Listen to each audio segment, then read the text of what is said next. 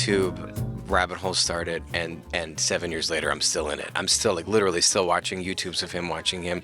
He is a supernova performer, phenomenal Grammy-winning recording artist, Oscar-nominated actor, prolific producer, but it's his by all accounts, too, for the people that saw him live, it's his connection to the audience and his magic of existing in the present moment as a musician that really sets him apart from all the rest. And Sammy Davis Jr. said the only act he wouldn't follow was Bobby Darin because he was so electric on stage. The obsession started with watching videos of him performing. Then I got this book called Dream Lovers, written by his son, Dod Darin, The Magnificent Shattered Lives of Bobby Darin and Sandra Dee, about one chapter is about Bobby, the next is about Sandy. And it's like, you can't put it down. This book is like hot.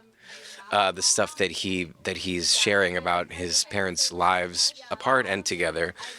And then out comes all of this fascinating material about the life of Bobby Darin from his sort of death sentence from when he was 8 years old, the doctor saying he wouldn't live past 16. He made it to 37 and felt like he was living on borrowed time.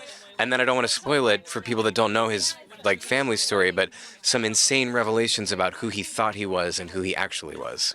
Miss Sandra Dee. I can't believe I mean, my mom was like a huge fan of Gidget when it came out, and then the remake was Sally Fields, which is different than Sandra Dee. But I think what's so wild is Sandra Dee, for a lot of people, the thing that they might know about her is, the song from Grease, which is kind of wild because Sandra Dee had a massive, star. She is a star. And when she and Bobby Darin got together, that is when, who are hot teeny boppers who are dating. I don't know, if Sabrina Carpenter starts dating, who's a hot man these days? I don't know. But all the kids. That's how big they were. Yeah.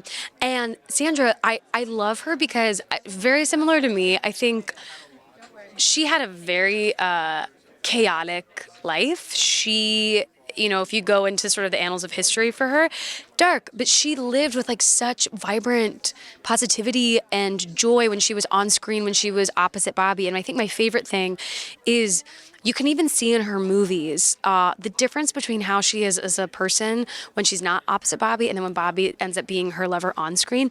You just see her gain a level of maturity and confidence and just comfort in herself.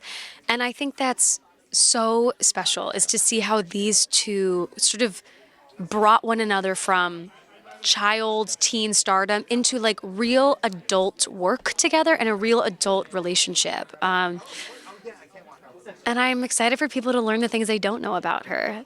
As a human being, I love how she is both incredibly graceful and has so much poise as a performer and so much control. And then as a person behind the scenes from the research that I've done, I think she's a really tough, smart, clever East Coast girl. And I love how both of those things coexist for her. I play Kirshner, and I'm actually Bobby Darin's first collaborator, first manager in the show, lifelong friend. So there's quite a history between these two gentlemen. They kind of started each other's careers together. And then what's beautiful about this show is that you're going to see Broadway vets playing multiple characters throughout the entire show. It's going to be really surprising and really fun. So I play Steve Blauner, who was Bobby's manager, and I also play a guy named Charlie Mafia. His last name really is Mafia, spelled with two Fs. Not to be confused with the Mothers and Fathers Italian Association. Anyway,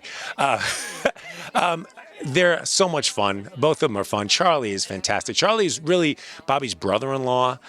He works with him a little bit. And I also do two other cameos, which we won't talk about right now. We'll just leave that, and that'll be a little surprise when it comes. But Charlie's fantastic. Blauner's a tough guy. And to draw a distinction between the two is the challenge for me.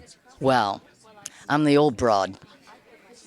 And I play Bobby's mother with a twist. And she was really, truly a vaudeville performer, which kind of lends itself to half of my personality already, which is just living large.